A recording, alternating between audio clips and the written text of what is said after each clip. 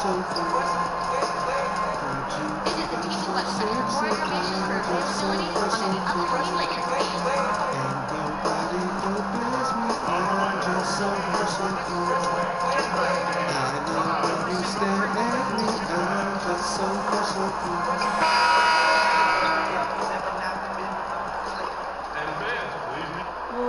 say does that star-spangled banner yet wave o'er the land of the free and the home of the brave?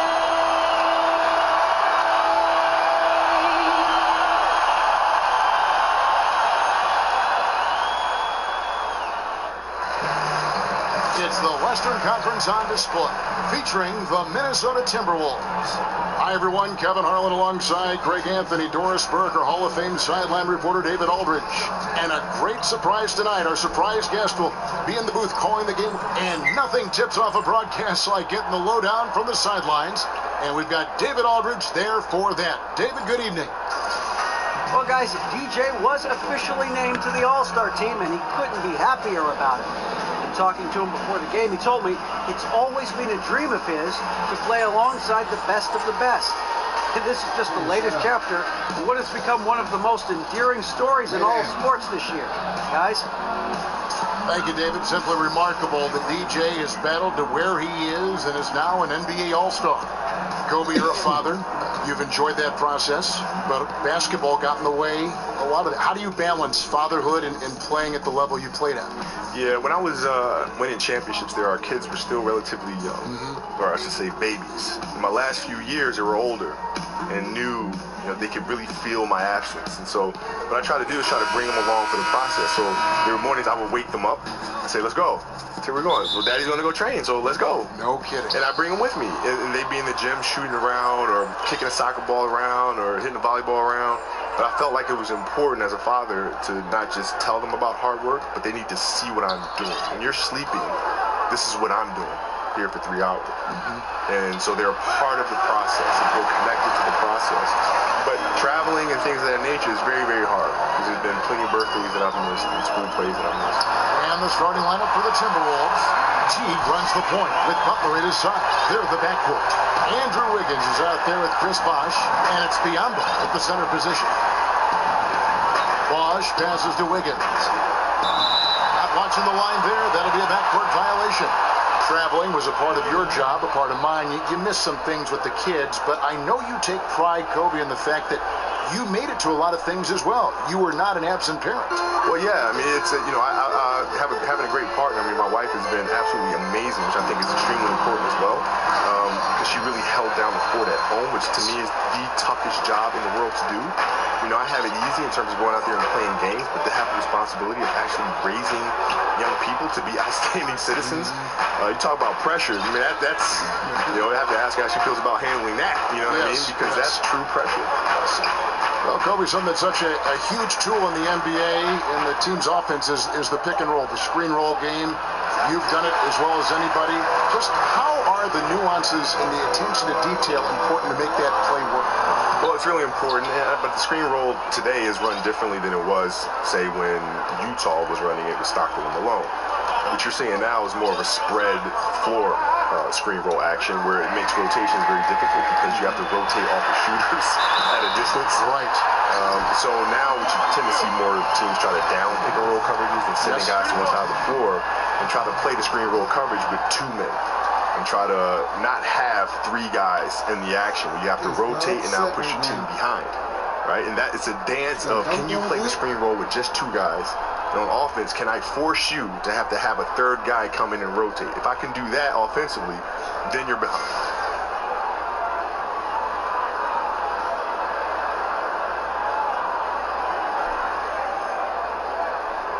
What's up, gentlemen?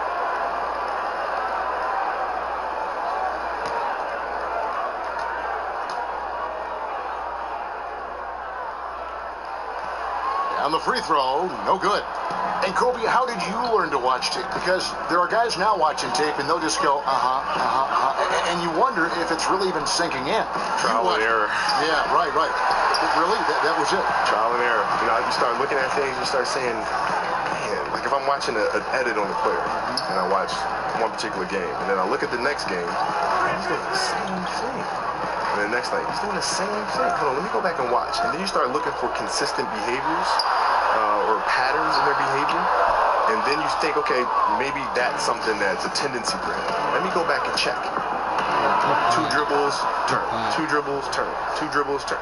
2 dribbles, turn. 2 dribbles. Oh my God, yeah, there it is. There's the pattern. Right, so what if I interrupt him between his first and second dribble and throw him off a rhythm? What'll happen then? Right? What if I know he's gonna go 1-2, turn right shoulder? I let him go 1-2. Now I jump to his right shoulder. Now you can't turn there. What happens then? Now you throw him off the rhythm. And they're 1 of 5 to start this game. Just really haven't gotten into a flow offensively. Top of the key, T. Butler with the ball, now guarded by Wells. Top of the key, hits the front of the rim and out. Lakers leading by 5. Kobe LeBron said he learned so much about how to approach the game when you share the floor on Team USA. What was it like playing with a guy like him? You also played with Jordan, and then going up against him all those years.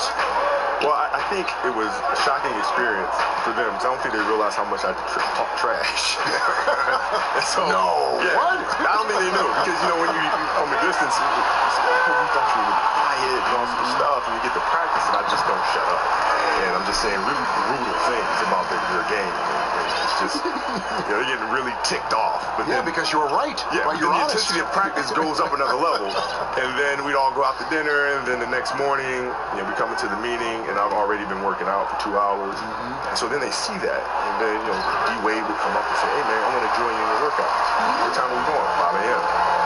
Be down there working out. So Brian said, yeah, I'm going to come too. Brian would show up. Melvin would show up. And all slowly but surely, we have our whole USA team in the gym at 5 o'clock in the morning. What a training. constructive time for those other players. But it was fun for all of us because we got a chance to hang around each other and think about the competition, right? So now when we come back to the NBA, fans are getting a better product, right? Because we've all been working out and pushing each other and getting better off of each other. So now when we step on the court to compete against each other, that means we have to take our games to another level. That's a great story. Yeah. That's a great story. Only for a guy like yourself who made an incredible amount of three-point shots during your career, what is it like watching Steph Curry? Just how much has he changed the league? It was always watching the dunks of Jordan. Now we got kids that want to shoot the ball from distance. Yeah. Shooting the ball from distance now has kind of become like a home run in baseball, right? Where it's exciting to watch the ball in flight. I think it's great because it just adds more love to the game, more things that players could do that, or kids can do that can't dunk. Right? It's like dunking was the thing, right? But now kids that can dunk, there's something else that's fun, something else that's entertaining, like shooting threes. So boy, that takes a lot of work. Yeah, sure does. I mean, it's a lot of hundreds of shots daily. Yeah, it's a lot of repetition. You know, Steph, you watch him out there playing and making all these shots. He's put in hours and hours and hours of hard work and continues to do so. You look back to the final game as a player, Kobe, all the emotion that was building up for that moment. Then you go out and score 60 points. Surreal moment. Did you ever think for any moment that maybe I've got 1 year left in the tank after that 60-point performance? You know what? It wasn't a matter if I had another year in the tank. It was just, I just don't want to do this anymore. You know, I wake up in the morning, my body's sore. You know, that 60-point game was everything I had left for that year. And to be able to have to like reboot that and reset the system all over again, no thank you. People don't see that side of it, do they? No, they don't. But you know, it's just, nor do we want them to, right? We want them to appreciate being entertained and coming to a game and taking their mind off of whatever it is they want to take their mind off of. It's an opportunity for them to escape. And that's what we provide. So that's completely fine. Well, a point guard must understand window of opportunity, and Jeff Teague specializes in exactly that. Well, you got to play against some great defenders in the NBA, like Draymond Green of Golden State and others. What are some of the things that, I mentioned Draymond Green, that he does as a player that you think separates him from the rest of the defensive guys in the league? He does his research. He does his homework. You can tell. Oh, yeah. I mean, you can tell. When you watch him play, he puts himself in position before the offensive player even attacks. And how does he know that? Because he's watching film. He studies. He knows the player's tendencies. And so when you mix in the research to go along with his frame, and the quick hands and the foot speed. Then you have a defensive player that's a force. And it's Wiggins missing. And they've come out with a take no prisoners approach on the glass here tonight, guys. Kobe, you made no bones about patterning your game after Michael Jordan. You watched him while growing up. Can you give us a little insight into the impact of what he meant to you and how he formed you in some ways? Sure. Well, I think most players growing up, at least my generation, probably watched them play and saw all of the fancy plays, the dunks, the highlights, and things of that nature. What I focused on was how he got to them. The moves, the timing, the fundamentals, the spacing, the rhythm. That's what I studied meticulously. And so when I watched him play, I think I watched him play a little differently than others. Having not going to college and all these other things, growing up overseas, I had to learn the fundamentals by watching and observing the greats, and to the most minute detail. And that replay brought to us by Under Armour. Another Unleash Chaos moment. One of the more exciting plays in basketball. Well, Kobe, you look at all the former Defensive Player of the Year, and they're almost always big men. You were a 9-time first-team all-defensive selection in the NBA. Do you think guards sometimes get overlooked at the impact they have in a game and a play? Yeah, they definitely do. All the time, huh? I think the bigs have a huge responsibility in protecting the rim, and those things are very easy to measure. Right, block shots, blocks, and exactly, whether rebounding, you're altering shots or defensive rebounds. For guards, it's tougher. But still in all, there's some guards out there who have done it. Michael and Gary Payton and Kawhi Leonard. I count him as a guard. They're just phenomenal defensive players. Where does that mindset come from? That defensive mindset when you're an offensive gifted player like yourself? Well, I think that's a truly competitive person. Some players will call themselves competitive, but you're not truly competitive. That's not what truly competitive people do. And in the history of the NBA, only a handful of players have lasted 20 seasons. Kobe, you played all 20 with the Los Angeles Lakers, an NBA record for seasons with one team. What does it mean to just having worn that Laker jersey your entire career? Well, I mean, it's a huge honor. I've always been a massive Laker fan, even when I was a kid. And so I never dreamed that I'd actually be wearing the golden armor for my NBA career. So to be sitting here right now, having played 20 years, is literally the coolest dream that could have ever happened to any kid. Happened to me. And I don't know that it'll happen again. The way the league is structured now, money, the free agency, even though you had a chance to leave a couple times, you always chose to stay. Well, yeah, I mean, it's loyalty is a word that you hear thrown around often. But in this day and age, it's very tough to see in sports because of the cap, because of the free agency market and so forth and so on. So I've been very, very fortunate to have a great organization and to be able to have played 20 years of my career here.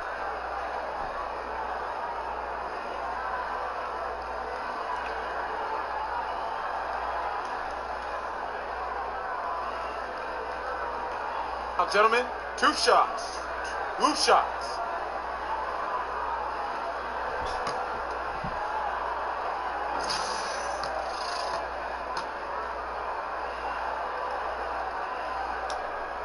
The first one falls.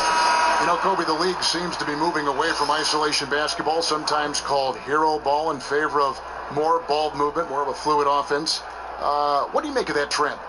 Well, I think it's the right thing. I mean, if you look at the way the Knicks played, for example, when they had Bill Bradley, Busher, Phil was coming off the bench. Well, you are a historian. You love the history of the game, don't you? Oh, my God. I mean, I can just tell working with you. Yeah. Holtzman was coaching. You had Frazier out there. I mean, they moved the ball. I mean, everything was predicated on ball movement, as was the Celtics with Fred Auerbach.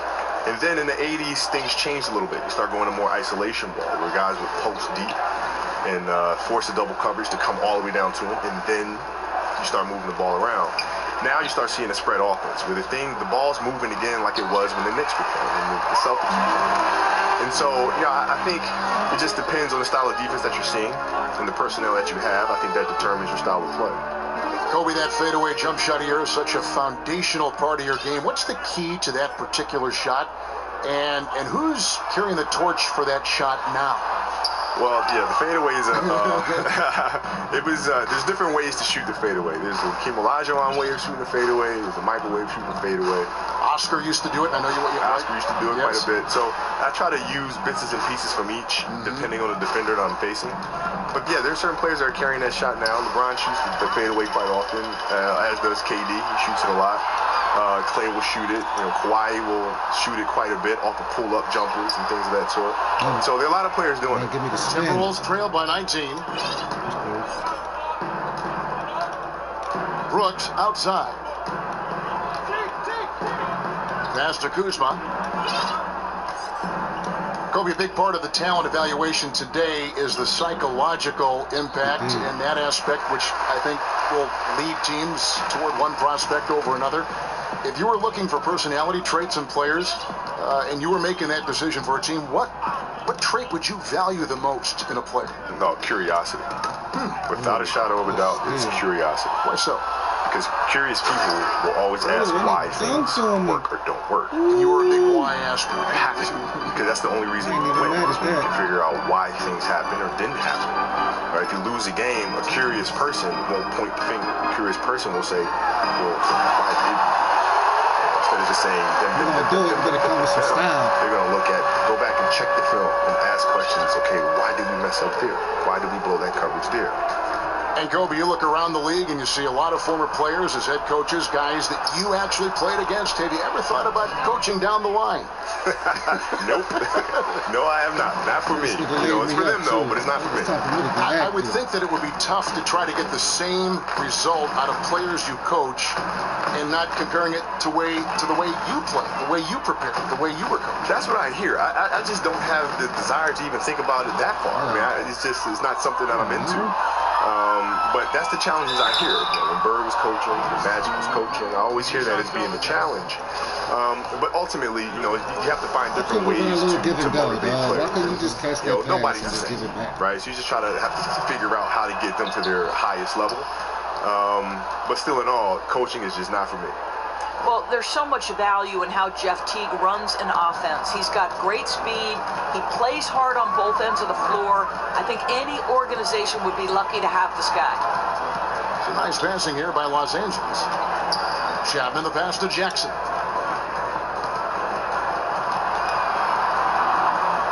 Five to shoot. There's the three. Shot clock reset for Los Angeles.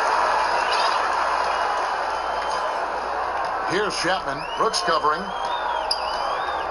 Chapman the pass to Nance. Right side Jackson. Thought you wanted to dunk that shit, nigga. And Nance kicks to Nwaba.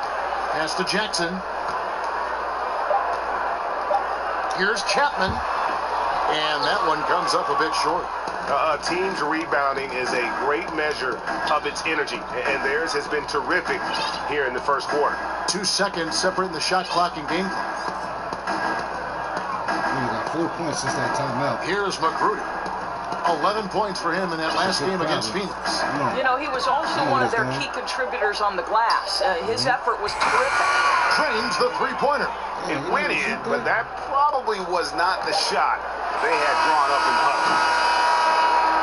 So as we end the first quarter, already a double-digit ball game. Lakers ahead, up by 12. And we'll get things started in the second quarter when we return.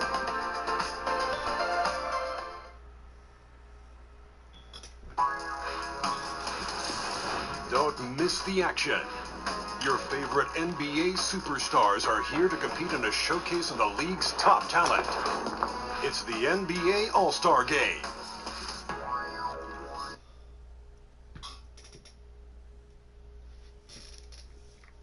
And a guy who seems to improve every season, Jimmy Butler. He spoke with us about one of his biggest surprises.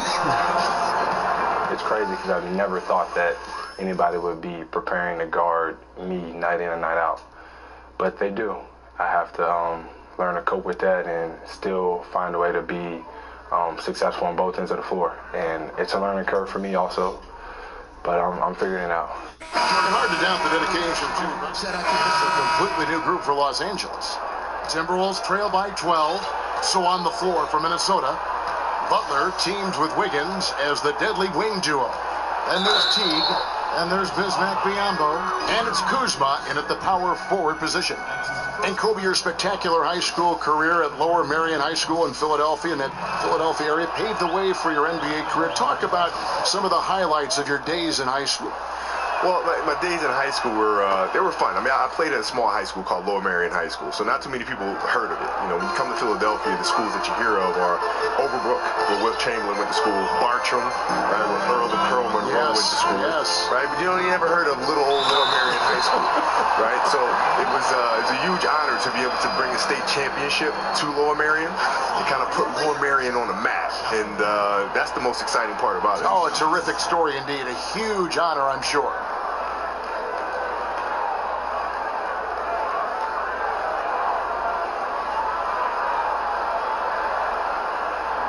Gentlemen, 2 shots. Blue shots.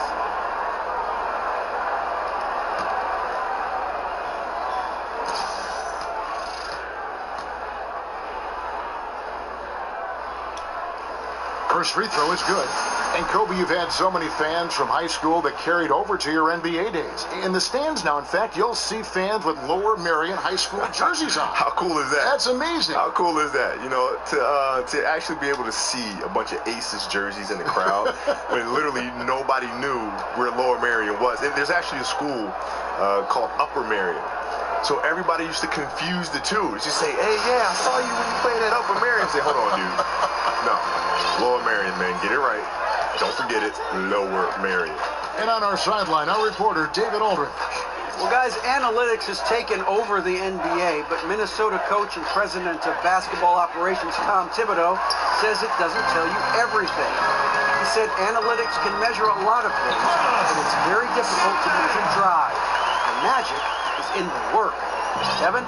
And Tom Thibodeau makes a good point, D.A. Analytics is certainly helpful, but it doesn't capture everything. And over the course of your career, Kobe, 5 NBA championships. Are there any of those that really stand out among the 5 that you accumulated? The last one, beating the Celtics. That was the hardest one by far to get. Why so? Well, we're going into Boston now with the series tied 1-1. And Boston is absolutely excited about having the split and going home now and having 3 games at home, thinking that the series was not going to come back to L.A. And so that was an interesting playing flight for us, and then to go out and get the very next game, just to go down 3-2, coming back to LA, and then to finally pull out that series after being down 15 in the 4th quarter against the Celtics. That get you better than that. Talk, Kobe, about some of the great one-on-one scores. You might be the best ever, actually. But when you take a look at the crop now, who are some good guys in that one-on-one category that you like? Kyrie's sensational. Yeah, great handle. How about his handle? Like one of the best ever. Yeah, but he can post too, though. That's the thing, is he can post up. He can turn left shoulder. He can turn right shoulder. He can shoot a left-hand jump hook coming across the middle. He can pull up going left. He can pull up going right. He can attack off the handle. He can attack off a triple threat. He's built the game without any weaknesses. I think most players, should be thankful that he's not 6'6". You're right. He'd be Kobe Bryant, right? He'd be Kobe Bryant. But I always thought that, when his dad played big-time college basketball, played in Australia, your dad played. There is something inherent, regardless of how much, that comes from the son of a pro player. Growing up overseas as well. Well, exactly. In Australia. Growing up overseas as well. And look at his game being so fundamentally sound and having basic structure. There's a lot to be said for that. Absolutely. You saw sometimes, bro. You should have put that up for a dunk. Ball, the pass to Chapman. Persistence pays off as they finally hit a shot. Chapman's got 10 points. And with the All-Star roster being announced, you can expect to see DJ take a part in the game. He'll get a chance to suit up with the best of the best. And no matter which way you slice it, DJ deserves to be an All-Star. It would have been criminal if a player of his caliber, who means so much to his team, did not make the roster. Well, Kobe, more and more front offices around the NBA embracing analytics. At the same time, a lot of veteran executives who have the old-time group have been somewhat critical of that approach. Which side do you take on that? Well, I think there's use for analytics. What they do is they tell you what's happening or what's happened. But you still need the keen eye to be able to understand why they happen. And that's what numbers can't tell you. Put some meaning in back of the numbers. Exactly. Yeah. Right. It's tough to understand if you see a player shooting this percentage. His first 5 games of the season shot X. The last 3 games he shot Y, and you don't understand why. The numbers will tell you that, but maybe he had something going on at home. that was bothering him emotionally, right? And therefore his focus was elsewhere. And so his shooting percentage went down, right? The numbers don't show you that. It doesn't show you the emotion of a player. Out to the right wing.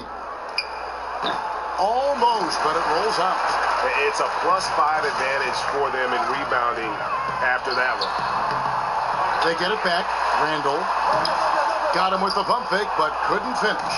Timberwolves trail by 16. Pass to Kuzma. Outside T. Left side Butler. Shot clock at 5. Ring shot on the way, and it's good for 2. Butler's got 10. Well, let's remember, this is a guy who was barely recruited out of high school. He had to go the JUCO route, and look at Butler now doing work in the NBA. Well, I have to say it's been quite a fun night with you, Kobe, joining our broadcast tonight. Thank you for spending some time with us and our fans. I'm sure they've all enjoyed it. No, thank you. I've enjoyed it as well, man. It's been an absolute pleasure. And Doris, you've interviewed and seen Kobe so many times through the years. How different was it hearing him in this broadcast environment? Well, not surprisingly, his incredible basketball intellect came to bear. This guy has an attention to detail and a passion for the game that maybe is unparalleled. Here's Chapman. Oh, and that one, no question, powered it down. And just tacks a few more points onto their lead with the tomahawk. That's bringing it down hard. Teague with the ball. He had a 21-point outing in their last game against Phoenix. Wiggins outside. Fires from deep. No good. And so it's Los Angeles, sitting with a comfortable lead, up by 14. Their transition game has been in full effect. And now let's catch up with David Aldridge, who's standing by from the sideline. All right, Dave. Thank you, Kevin. First, congrats on being selected to your first All-Star game. Now, how excited are you?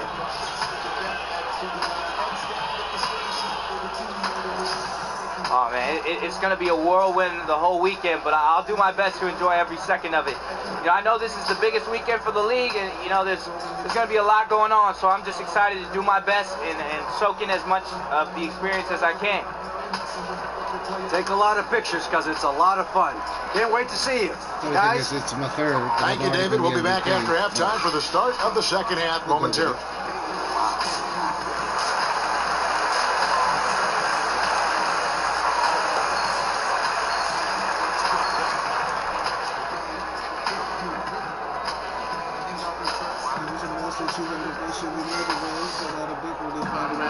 We're getting back to the action now. It's been a one-team show so far. We'll see if that changes here in the third.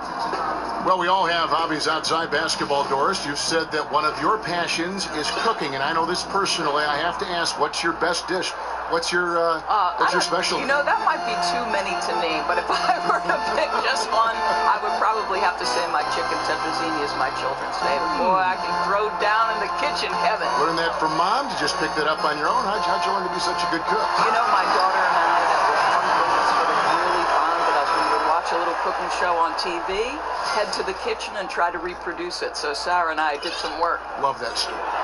Third quarter action getting rolling right now, brought to you by Gatorade, all fueled up and ready to go. Here's who's on the floor. Taking a look at the Lakers. Randall is the 4 with Lopez in the middle. All out there with Wells, and it's Chapman in at the 3-side. Lets it fly. Andrew Wiggins pulls it in. Well, he gets the separation he needs. You can't say the same for his aim, though. Good on the three-point shot. Wiggins has got 9. Boy, you realize how fast Wiggins is moving when he pulls up on a dime like that. Lopez a screen. Makes that one his 6th of the night. Shooting very healthy, 6 for 9. And they're beginning to just flat out fall apart defensively right now, especially on the interior. Teague with the ball, now guarded by Ball. Bosch, the screen. Wiggins outside. Randall against Teague. Knocks it loose, and the ball travels out of bounds. It was last touched by Wiggins. A chance here to assess what parts of the floor the attempts have been coming from as we look at the shot chart for the Lakers. And they are going where the going is good for them right now. The painted area, high percentage and high volume shots. First minute and a half of basketball here in the third quarter. Lopez a screen. Ball kicks to Well. The Lakers rebound. Here's Chapman. 16 points for him. Goes back up, and he could not get that one to go. A lot of contact, and he'll go to the line for two. It's going to be on Andrew Wiggins. The Lakers have only one missed free throw. They've had 5 attempts and made 4 of them. And they've had really good numbers all season from the free throw line.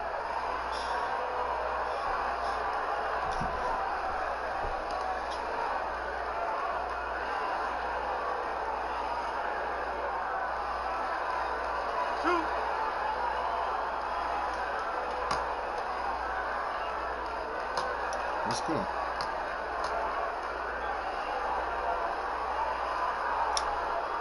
And the first one goes. And the Timberwolves making a change here. Spates is checked in.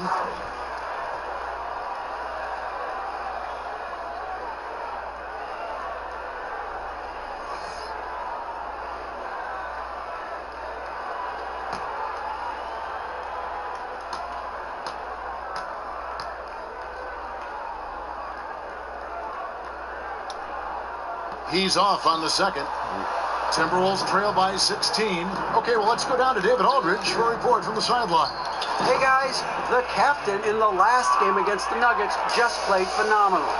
He had 37 points and also found a lot of open guys with a big assist total. He put up great numbers in a terrific effort. It's not a game that anyone wanted to miss. And he'll be looking for a repeat performance tonight, Kevin.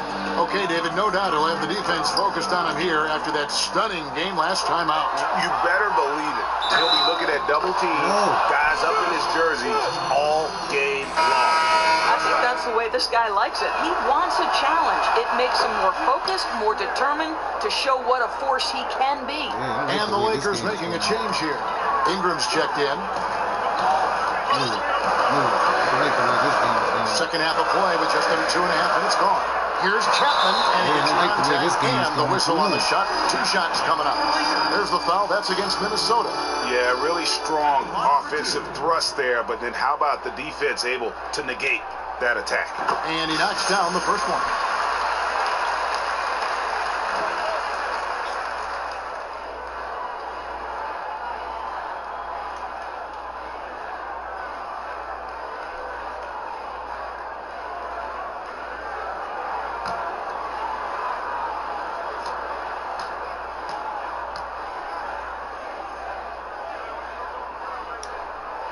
Both free throws good from Chapman. Minnesota calls timeout. They come into this having outplayed Phoenix the last game. And guys, we often hear the argument offense is the best defense, and that was the case for them. Well, you can't really argue when they're executing like that. It was really perfect offense. And getting very close to seeing our final list of contestants for the dunk contest. And you know everybody in the discussion right now really wants to compete. I mean, who wouldn't? I mean, if you got the hops and the repertoire, you want to show what you can do. Well, you look at the captain, and it doesn't look like he'll make it into the field this year. But still an honor to see your name up there among all those other great players. Yeah, look, no doubt he's one of the more exciting players in our league. And maybe next year he'll pull in a few more votes. And we're getting closer and closer to having our contestants determined. So be sure to stay tuned as we'll be bringing you updates very, very soon. And partner, if we had the contest today, I'd be happy with the group we have right now. To the paint, here's Lopez. An easy 2 points on the layup. Lopez has got 4 points now in the quarter. They should continue to get the ball inside. The defense struggling to contain them. And watching Jimmy Butler, he just offers so much on offense from a scoring standpoint. You know, obviously he can get to the rack and draw the defense to him. Also really improved his ability to knock it down from beyond. Just a complete offensive player. And a good example there of why it's important to change ends quickly.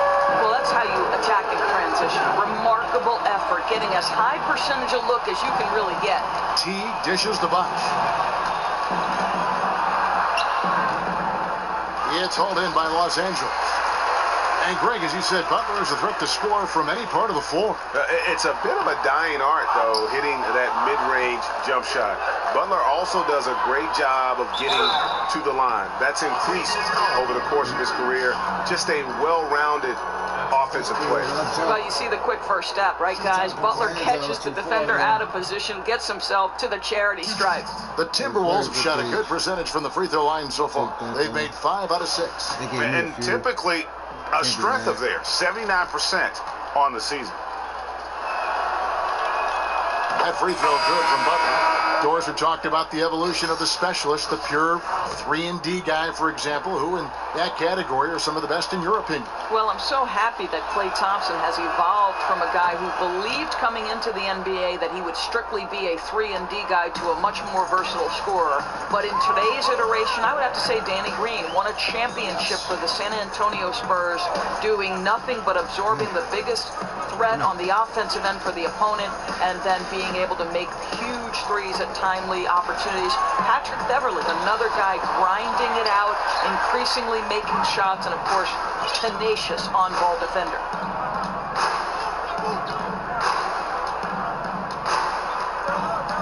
Now the pass to Magruder. Brooks outside. 6 on the shot clock. Spates sets a screen. Butler from outside. Rebounded by the Lakers. Chapman's got 7 rebounds in the game. And so he earns a trip to the line. Official saw the contact and he'll shoot 2. That's his first personal foul. He's been punishing them at the line in this one, going 7 of 8. And, you know, something I remember from their last game was how good he was at the line.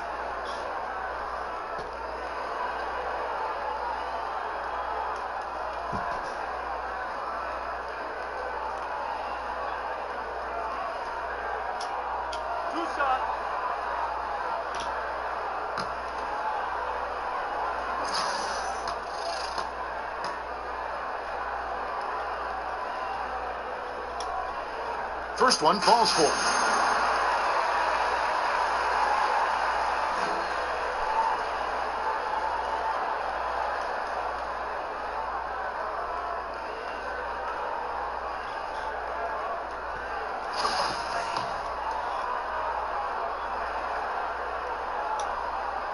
Good on both. Here's Pat. Still getting warmed up offensively. No buckets yet in the game for him. Passes it to Magruder.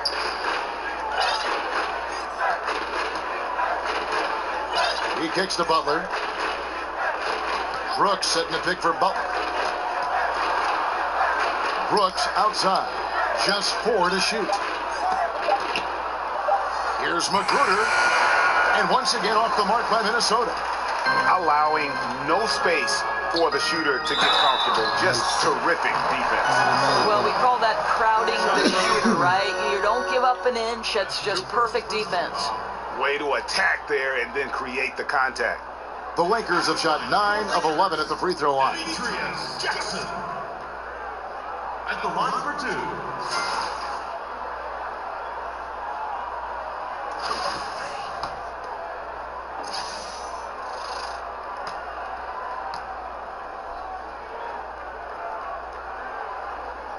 That's good from Jackson. And so Jackson nails both of them. Timberwolves trail by 15. They could use a big shot here to get this offense going. Too many empty possessions. Right now, they need a basket. Outside Butler. Here's Patton. That shot off. And the Lakers take it the other way. Earlier in the game, they had a 19-point lead, fresh from a win against the Nuggets. I mean, they were so impressive offensively. And when you do that, that can really help you on the road. I think intensity is the key, right, Greg? When you play with energy on the offensive end, good things usually happen. Here's Butler, the pump fake 8 for 15 with that real. made basket, but he's not I like satisfied yet. Well, so the in-between area, Nice. early in Jimmy's career, that was his bread and butter when he couldn't get to the hoop. Payne kicks to Nwaba. Out left to the wing. Butler with the steal. Okay, Jimmy. And he's fouled pretty hard on that shot, but he's got the chance to pick up the points at the line. Boy, with his power and explosiveness, when Butler gets inside, it's typically a bucket, a trip to the line, or sometimes worse, both. This is his third trip to the free throw line. And they have really leaned on his free throw shooting at times this season. He's been there for them, too, with 88% from the line.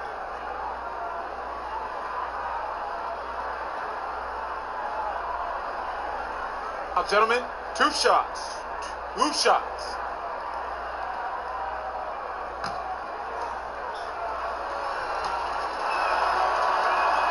The free throw drops for Butler. Doris, so much offense is perimeter generated right now. What, if anything, could get us back to running more plays, say, through the post? Do you think we could reinvent Hakeem Olajuwon or perhaps Patrick Ewing or I Bill wish we Russell? could. I wish we could.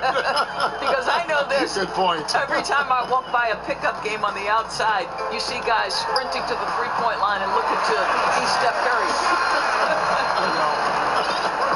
They are just killing them on the interior.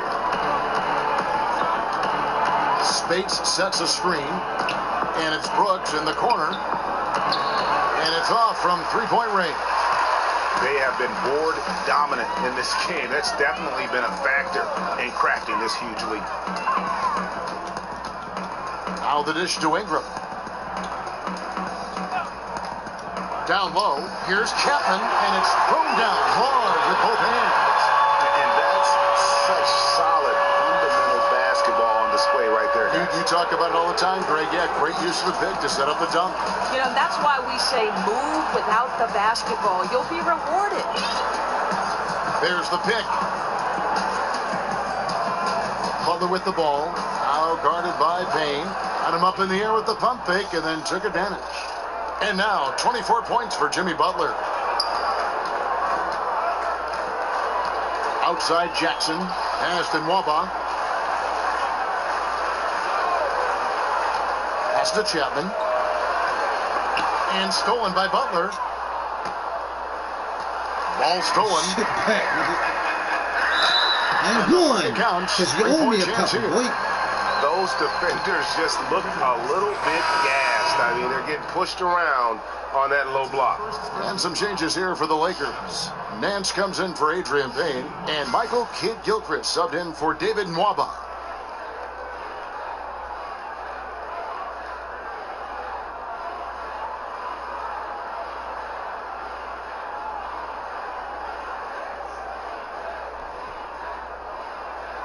One shot.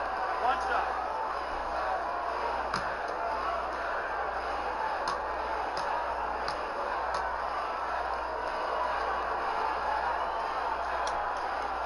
That free throw good from Chapman. Timberwolves trail by 18. Now here's Butler. He's got 24. Out to Brooks. And there's the pass to Patton. Clock at 6. The Timberwolves need to get a shot off here. Magruder, and the three ball is good. Magruder's got 10 points in the game. Well, he continues to be a dangerous scorer for them, but he can't do it all by himself. Someone else has got to help them climb out of this hole. Kidd-Gilchrist, the pass to Chapman over Brooks. And the Lakers with another miss. Minnesota's gone 2 of 5 with the three-point shot since coming out of the break. Kidd-Gilchrist with the steal. Here's Chapman. 32 points in the game. And here is Ingram. Ripped away. Here's Magruder. Passes it to Kuzma. Now the feed to Butler. They set the pick. It's rebounded by Kid Gilchrist. Lakers leading by 15. Kicks it to Ingram. He dishes it to Jackson. Outside, Kid Gilchrist. The three. He can't get that one, so Minnesota will take it the other way. Last time they met was in Minnesota. Yeah, and they got beat last time these two teams met, and really free throws were the story. Now the Lakers on the break. Here's Chapman, and the basket is good. Chapman's got 34 points. Well, guys, his scoring has been maybe the biggest factor in building this lead, and he's got plenty of energy left. And the replay is courtesy of Under Armour. Unleash chaos. It was a great sequence from the steal all the way to the finish at the other end.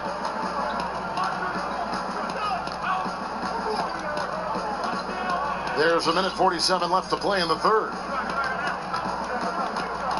Here's Butler. And it's off the back rim. No good.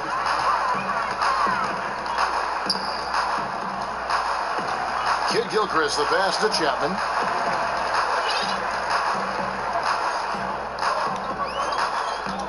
He feeds it to Ingram from past the arc. Los Angeles keeping it alive. Fresh 24. Pass to Chapman.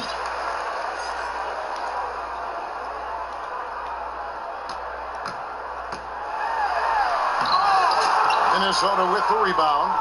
Brooks has got his third rebound on the night. Pass to Magruder. That's crazy. Here's Kuzma.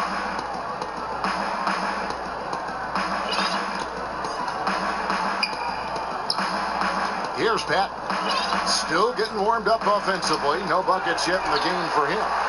Just a solid performance on the interior. The rebounding has been off the charts. Oh, and there's the one-handed jam. And that's his MO. Sometimes he can score more points by himself than the rest of the team. They need a bucket in a big way here to regain some confidence. Magruder kicks to Butler. Here's Pat, covered by Nance. Just 5 to shoot.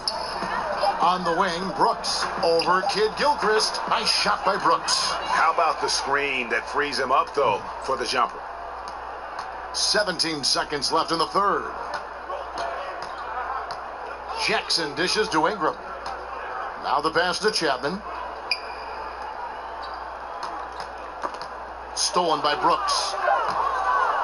With one on the clock. No good that time. And so it's Los Angeles. Feeling good about their 17-point lead heading into the break.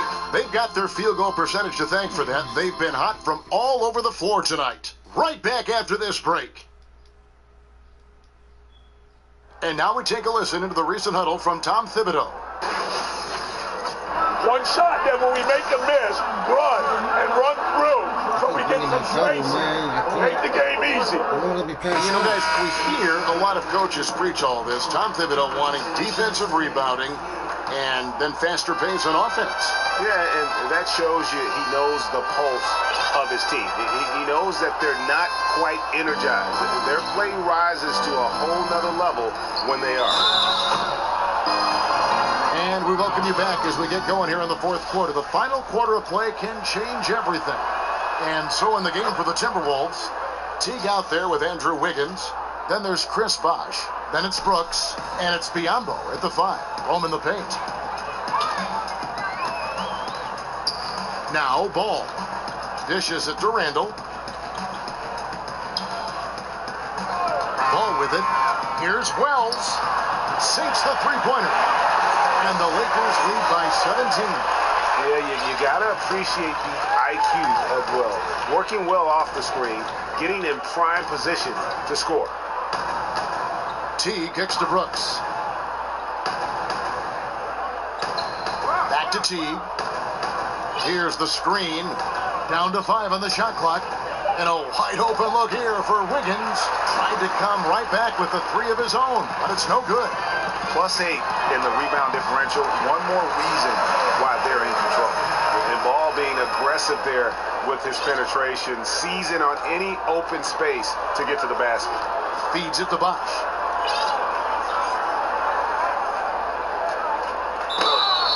And that one clearly a foul. Gets the whistle, and 2 shots coming up. Wow, they made every free throw here in the second shots, half. gentlemen.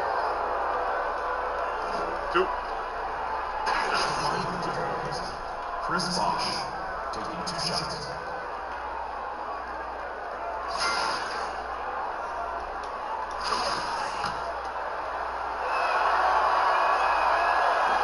And he knocks down the first one.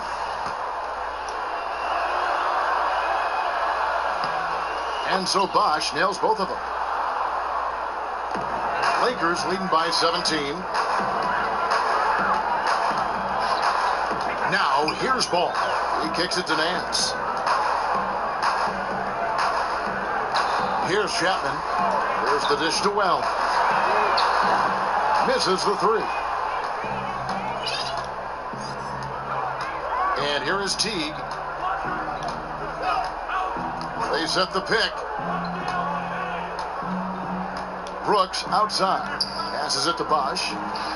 That drops, and it comes off an assist from Brooks. And it's 7 points for Chris Bosh.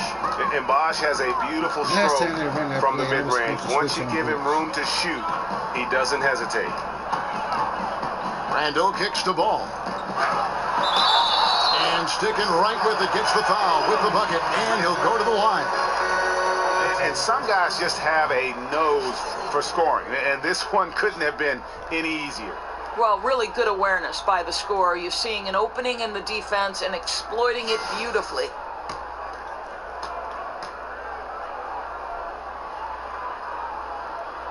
That free throw good from Nance. Timberwolves trail by 18. Outside Teague. Outside Bosh. Back to Teague. Nice ball movement by Minnesota. They set the screen. Just 5 on the clock. Goes up on the wing. And again, it's Minnesota converting. Oh, since the break, his efficiency has gone up a notch, looking really polished now. Pass to Chapman. The feed to Randall.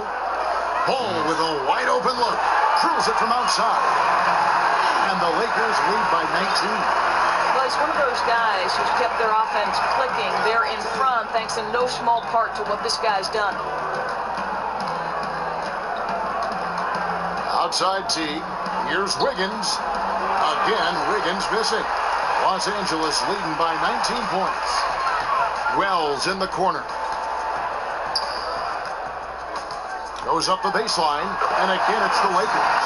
Defensively, this is what you know. He's coming off a hot game and looking to keep it rolling. Well, you want to slow this man's roll right now if you're the defense, because you've got to make somebody else beat you. He's cooking right now. Bosh kicks to Biyombo. They set the pick. Wiggins from outside. Again, Wiggins missing. Well, there's no consistency from the field in this quarter. We'll see if he can get his shot going. Doris, we know there's a lot of trash talking on the court. Some of it is unfriendly, some of it not so much, just kind of playing around. When do you consider comments going over the line?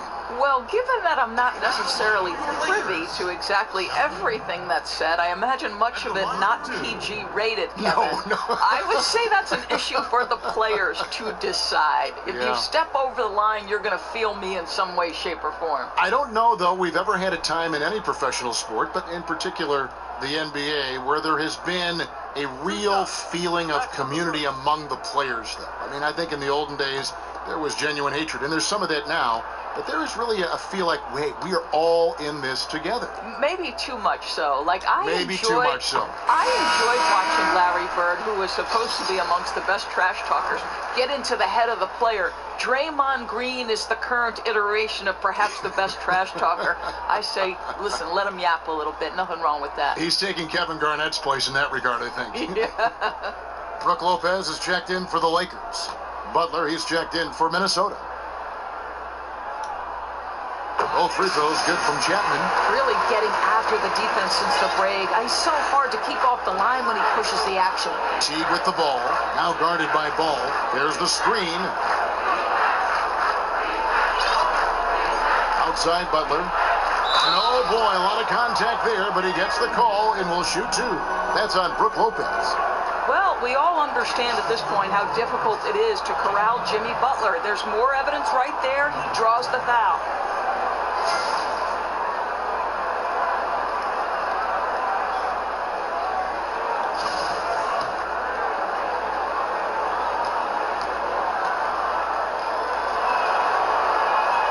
That free throw good from Butler. Endorsing the collective bargaining agreement. Great news for retired players. Health insurance options, pensions will increase. Tuition reimbursement fund. What does that mean to these players who gave everything they had for this great game? You know what I love about this, Kevin? I think each of us stands on the shoulders of the people who came before us, right? Everybody is the product of all the experience that came before. So you think back to some of the ages that shaped the NBA, the Bill Russell Celtics, the Jerry West Lakers, and then go on through the generations. It's important we acknowledge their contributions. I absolutely love what this CBA has afforded these retired players. And I think the NBA actually has taken a lead among all the national sports. You know what, Kevin? I think the NBA, because of their great leadership, they're always opportunistic to say, how can we make it better for our players? How can we make it better for the fans? And other leagues are following. Well said, Doris. Bosch, that's the pick for Wiggins.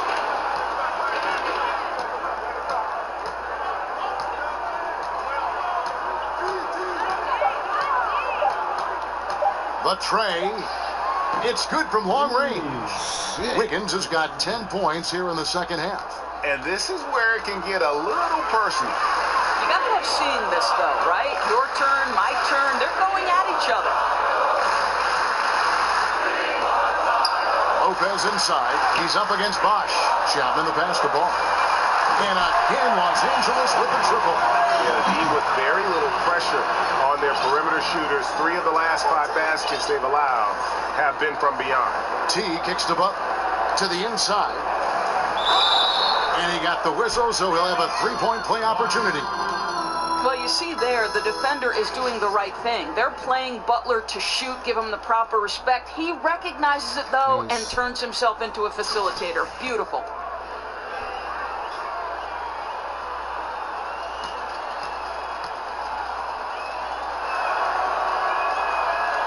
Doris, we know coaches need to win to keep their jobs. However, they need great players to win, which falls on the shoulders of the general manager. So why are more coaches fired for poor team performance than GMs are doing? You know, I think what's fascinating to me, and this is a supposition I've heard other broadcasters talk about, which I believe should be instituted.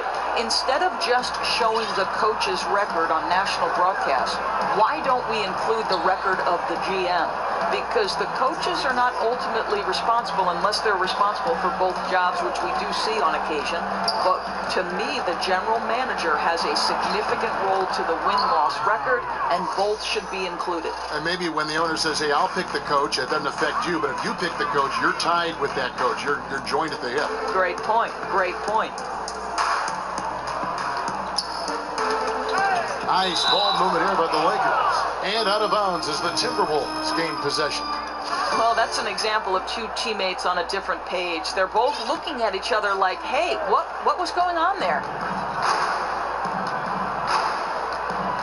Now, here's Teague. He's guarded closely.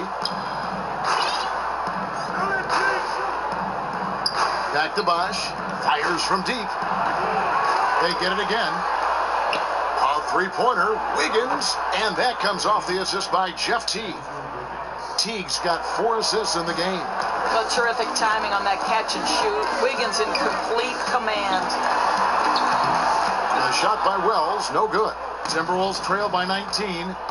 Teague with the ball, now guarded by Ball. A three-pointer, Wiggins. And so it looks like the Timberwolves will retain possession here.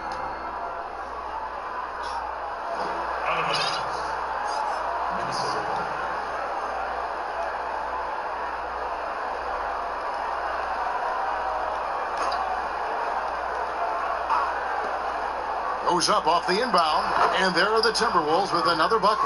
And really, the scoring this quarter has been just off the charts, doing all he can to bring them back. Lopez a screen. Here's Ball. Banked in off the glass. Ball's got 13 points in just this quarter.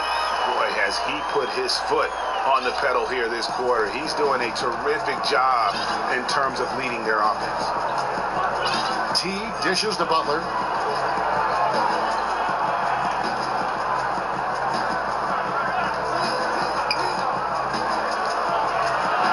Kicks to Biombo. Shot clock at 3. 14 feet away. Teague can't hit. You almost have to assume he's going to knock those down when he is that open. Pass to Chapman. He dishes it to Wells. Connects from three-point range. Wells has got 9 points here in the second half. And every set they're running looks like it's designed to produce a triple. Well, you love how the ball is popping outside on the perimeter. It's being moved and finding the open man, and they're cashing in. And Butler, here we go. And it's sent back by Lopez. Oh, the long arms of Brook Lopez effortlessly sends that back. You know, after a first half of poor shooting, he is turning up the heat now. And there's the pass to Chapman. Doris, for you in evaluating how good a player was over his career, you can look at analytics, statistics, whatever avenue you want to take.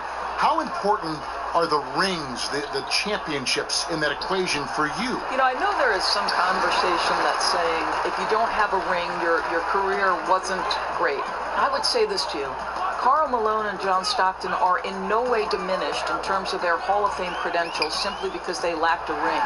Sometimes it's the era within which you're operating. Michael Jordan was the greatest player of his generation. Some would say the greatest player of all time. I would say that Karl Malone and John Stockton, unfortunately, were at their peak, in the peak of maybe the greatest player, Michael Jordan. So in no way is someone like Patrick Ewing diminished in terms of his stature and greatness simply because the Knicks were never able to break through. I don't buy that argument. You frame that so well. And the Timberwolves call time here. And, you know, so often we hear about a player coming out as an elite athlete, but Lonzo Ball is an elite basketball brain. I mean, this guy sees everything on the court, a terrific passer, but more importantly, he's a guy that players like playing with. He really approaches the game like a 10-year vet.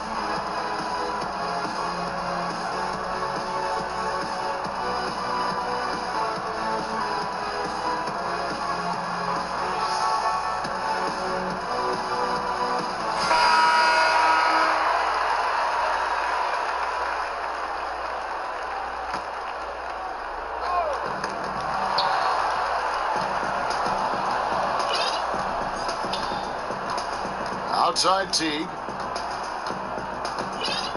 He feeds it to Butler. Bosh, the screen. Shot clock at 6. Shoots from the elbow. Will not go. This is off the front iron. And with Lonzo Ball, you've heard all the comparisons to Jason Kidd as how he plays and views things as if it's a chess match. Greg, pretty good company to be in. I tell you, that just shows the lofty expectations Ball has been saddled with, and he's the ultimate team player and plays to win. There are questions about his game, but what I always say is the fact that the players he plays with tend to play their best basketball, which I think is a reflection of his game. Lakers leading by 22. Wells passes the ball. There's a screen. Dishes to Wells. Wells gets a screen from Chapman. Now, here's Ball. Covered by Wiggins. Here's Chapman. It's Biombo with the rebound. Biombo's got double-digit rebounds now in the game. Wiggins, he hits the back iron and sinks the shot. Wiggins has got 25 points. And so it's going to end up in the record books as a blowout, a dominating performance for the Lakers. This was a team performing to its fullest capability. A hugely satisfying win. A game that not many will soon forget. And on the other side, one that I think most will try to forget. And for the year now, they'll have 52 wins under the belt. And as we get set to put this one to bed, a one-sided season series thus far, they've won 2 straight. And you know, when you look at the huge impact he had, just a monster game for the captain. Boy, I think you could pick about any area of this basketball game and feel like he excelled in it. He was a dominant figure at both ends of the floor and finishes with a triple-double. What an unbelievable performance. Wells kicks the ball. Lopez a screen. Ball dishes to Lopez. And it's sent back by Bosch.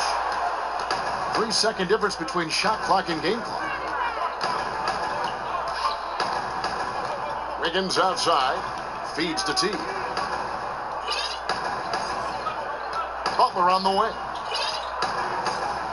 Shoots over Wells. Shot's good by Butler. I'll tell you this. The entire night, Jimmy Butler has been dictating the pace offensively. Now ball. And so it's the Lakers taking care of business here. It was a tale of two teams tonight. One that was in total control, operating flawlessly. The other just searching for answers that they could never find. So tremendous. Fans involved from the get-go. And once they started to really pour it on, it was fun to see that rhythm and flow from their perspective. It's time now to go courtside as we send you over to David Aldridge from the sideline. David, take it away.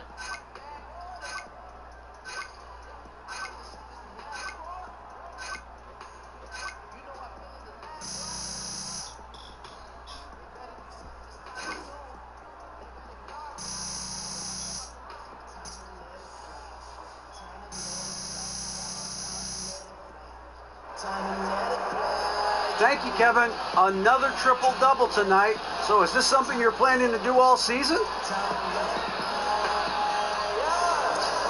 As often as I can. I feel like when I'm able to contribute in multiple ways, the team is better off. Of course, there's no way that I'm able to get numbers without the help of my guys. So, all credit should be sent their way. I felt, we played a strong game tonight. Well, you all did, but you led the way, so congratulations. Kevin? David, thank you as always. Well, folks, that's going to do it for now. For Greg Anthony, Doris Burke, and David Aldridge, and the rest of our terrific crew, this is Kevin Harlan saying thanks for watching. We'll see you next time.